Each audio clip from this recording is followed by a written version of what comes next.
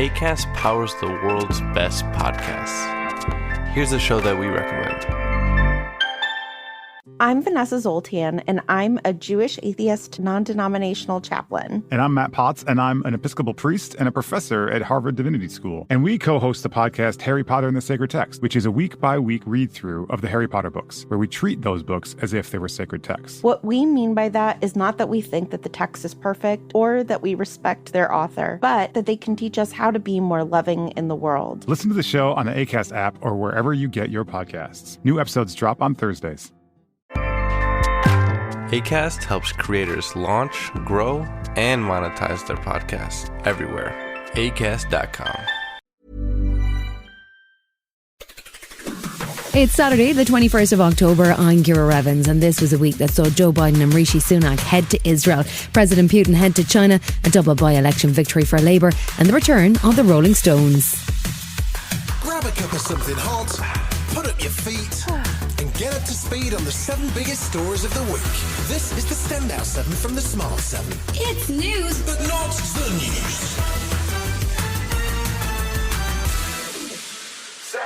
As the world reeled from Israel's response to the Hamas attack, last weekend saw protests all over the globe on behalf of the Palestinian people. Across the UK, people in London, Manchester, Glasgow, Edinburgh, Liverpool and Aberdeen took to the streets calling for a free Palestine. Thousands flocked to the capital on Sunday, including former Labour leader Jeremy Corbyn. It is right to condemn the targeting of civilians, which is, of course, a war crime within international law.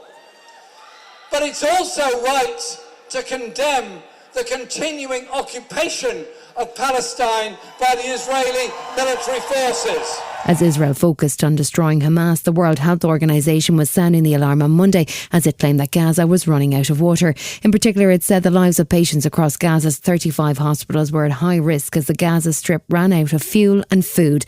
Palestinian political analyst Noor Odeh says that the impact of the Israeli siege has been to strangle Gaza. Cutting off water and electricity has been described as barbaric and a crime against humanity in other situations, and UN organizations are talking about Gaza running out of life. So we're well beyond a humanitarian crisis. US Secretary of State Anthony Blinken was in Israel again on Monday as the US looked to open a safe corridor for refugees. Meanwhile, UK Prime Minister Rishi Sunak visited a Jewish school in London and he said 6 British nationals have been killed and 10 remain missing. He was continuing to back Israel's plan to exterminate the Hamas organisation. Well, Israel's been very clear that Hamas is the entity that's responsible for this, and what they want to do is ensure that their people are safe and that this doesn't happen again, and that the focus of their attention of self-defense is on Hamas. And I think that's right. Nobody wants to see regional escalation. An explosion at a hospital in Gaza on Tuesday evening left hundreds of people dead, according to the Gaza Health Ministry, which is run by Hamas. They were claiming that the Al-Ahli hospital was hit as a result of an Israeli airstrike. Israel said it was due to the misfire of a rocket by a group called Islamic Jihad,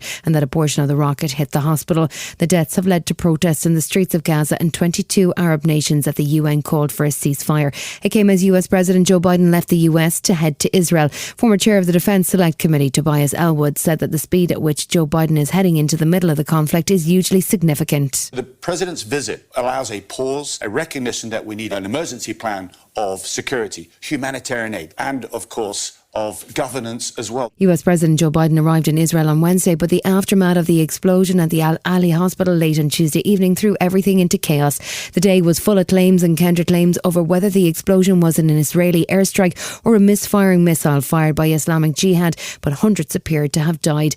President Biden held meetings with Israeli Prime Minister Benjamin Netanyahu, but a planned summit in Jordan was cancelled after the incident at the hospital.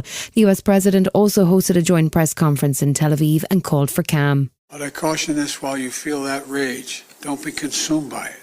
After 9/11, we were enraged in the United States. While we sought justice and got justice, we also made mistakes. The explosion led to renewed protests and demonstrations around the world, with renewed calls for a ceasefire, including a motion at the UN Security Council that was blocked by the US.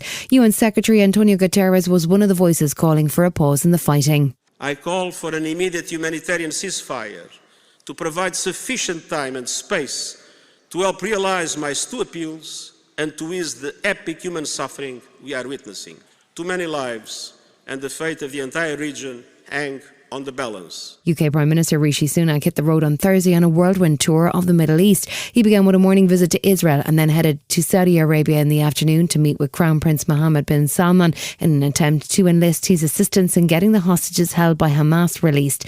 In Israel, Rishi visited Prime Minister Benjamin Netanyahu in Tel Aviv and had a message of support that also included a gentle reminder that Israel needs to have consideration for the civilian population in Gaza. We absolutely support Israel's right to defend itself in line with international law, to go after Hamas, to take back hostages, and to strengthen your security for the long term. US President Joe Biden spoke to the American nation on Thursday evening from the White House and announced he's going to request tens of billions of dollars in aid for both Israel and Ukraine from Congress. Aid is due to begin flowing into Gaza on Friday, and the international community continues to apply pressure to Israel to assist the innocent civilians caught in the middle. Netanyahu, though, made his view on Hamas very clear. Hamas are the new Nazis. They're the new ISIS, and we have to fight them together, just as the world, the civilized world, united to fight the Nazis. It must together now stand with Israel as we fight and defeat Hamas.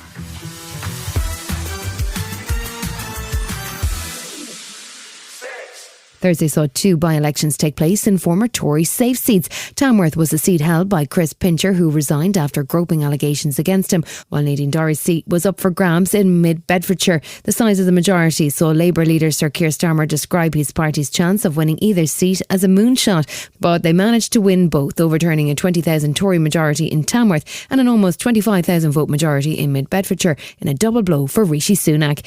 Election expert Professor Sir John Curtis says it's historic. No government has hitherto lost to the principal opposition party in a by-election a seat as safe as Tamworth. Starmer says the results show people want change, and his new MP in Tamworth, Sarah Edwards, was echoing that in her victory speech. Tonight, the people of Tamworth have voted for Labour's positive vision and a fresh start. They've sent a clear message to Rishi Sunak and the Conservatives that they have had enough of this failed government which has crashed the economy and destroyed our public services.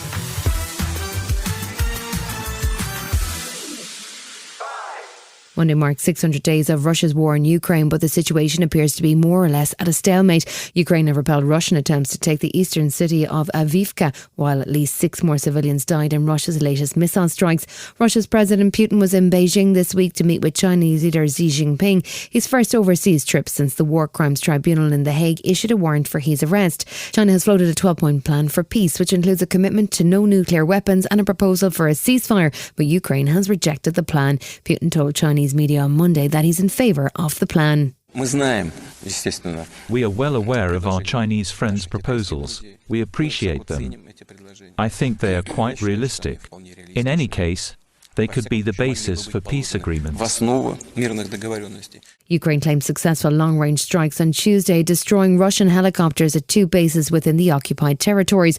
It's the first apparent use of the American-made ATACMS missiles. It comes as Major General Rupert Jones says Russia appears to be struggling to generate any battlefield momentum. The Russians have mounted really their biggest offensive of the year. They're playing it down, but in the Donetsk area they are mounting attacks. They're not making much headway, but they are certainly making a bit of a concerted push. President Putin did make a public statement while attending the Chinese summit. His focus wasn't on infrastructure projects, though. Instead, he seemed annoyed at the US decision to supply long-range missiles to Ukraine. Let them take back the ATACMS and all other weapons, sit down to eat pancakes with us, and come over for a tea party. If the war is already over, what are we talking about? Why supply ATACMS? Ask them that question. It's funny.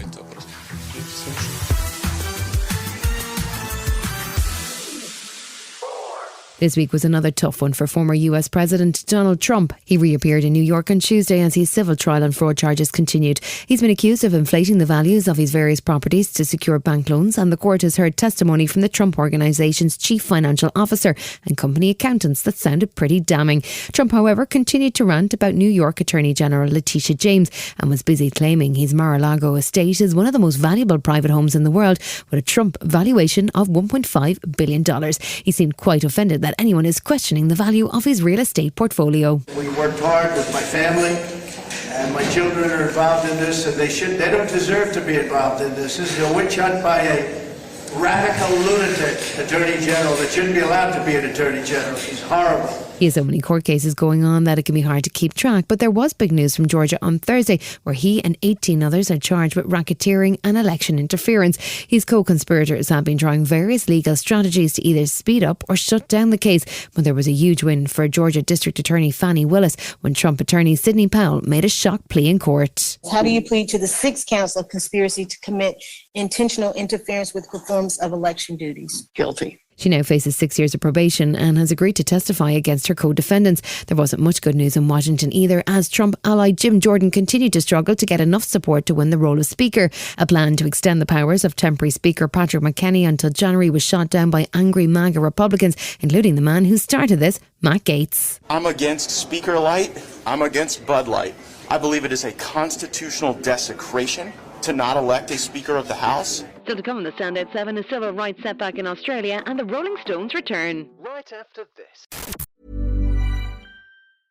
Ready to pop the question? The jewelers at BlueNile.com have got sparkle down to a science with beautiful lab-grown diamonds worthy of your most brilliant moments. Their lab-grown diamonds are independently graded and guaranteed identical to natural diamonds, and they're ready to ship to your door. Go to BlueNile.com and use promo code LISTEN to get $50 off your purchase of $500 or more. That's code LISTEN at BlueNile.com for $50 off. BlueNile.com, code LISTEN.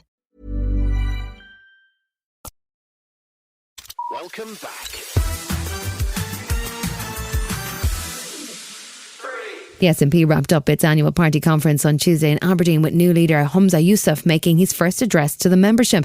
It's been a tough few weeks for the SNP, with Labour winning the by-election in Rutherglen and Hamilton West and putting real pressure on the party in the general election polling. His strategy has been to announce a freeze in council tax next year, while also adding millions to the health budget in a bid to be seen as the party who is fighting for Scottish people. The council tax freeze sparked a row with the SNP's coalition partners, the Scottish Greens, but Humza was staying focused on winning in Scotland and pushing for independence. People want to know who has a plan to make Scotland a fairer, a more prosperous country.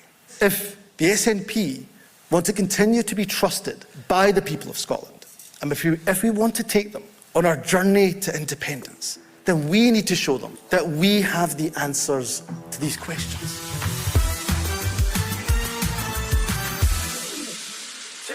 Last weekend saw Australian voters reject a proposal to recognise Indigenous people in the Constitution following a historic referendum which saw 59% of the overall population vote no to the change. Voters were asked whether they wanted to create a federal advisory body which would represent the voice of Indigenous groups to Parliament, but the Australian Capital Territory was the only region to vote yes by majority.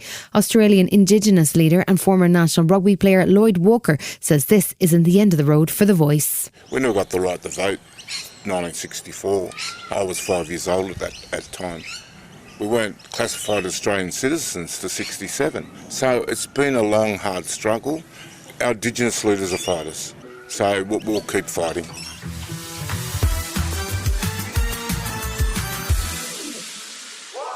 It's been 18 years since they last released an album, the not quite classic The Bigger Bang. But now the oldest rockers in town are back without drummer Charlie Watts as the Rolling Stones finally drop a brand new album. It's called Hackney Diamonds, and according to early reviews, it's actually pretty good.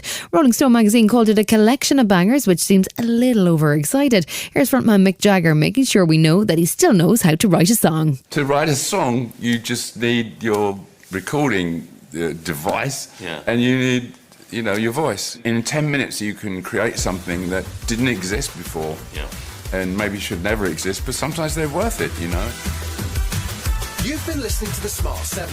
We'll be back tomorrow at 7 a.m. Hit that follow button and have a great day. Give us 7 minutes, we'll give you the world.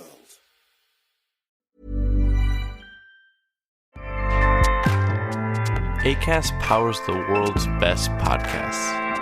Here's a show that we recommend. I'm Vanessa Zoltan, and I'm a Jewish atheist non-denominational chaplain. And I'm Matt Potts, and I'm an Episcopal priest and a professor at Harvard Divinity School. And we co-host the podcast Harry Potter and the Sacred Text, which is a week-by-week read-through of the Harry Potter books, where we treat those books as if they were sacred texts. What we mean by that is not that we think that the text is perfect or that we respect their author, but that they can teach us how to be more loving in the world. Listen to the show on the Acast app or wherever you get your podcasts. New episodes drop on Thursdays. Acast helps creators launch, grow, and monetize their podcasts everywhere. Acast.com.